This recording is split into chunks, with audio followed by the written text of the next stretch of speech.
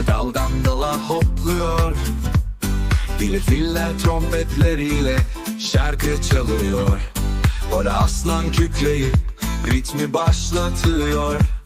File zebralar çizgileriyle dans ediyor.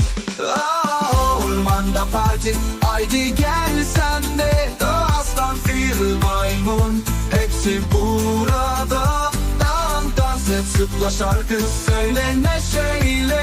Ormanda parti, katıl sen de bize. Gece papağanlar renkli tüyleriyle süzülüyor.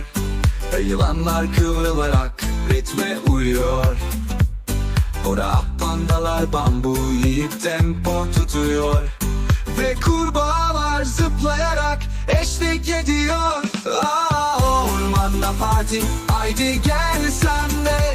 Aslan, fil, maymun, hepsi burada. Dans et, zıpla, şarkı söyle neşeyle. Ormanda parti, katıl sen de bize.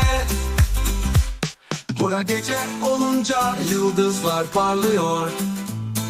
Ve ay ışığı ormanı aydınlatıyor. Hayvanlar hep birlikte şarkı söylüyor. Ve ormanda parti.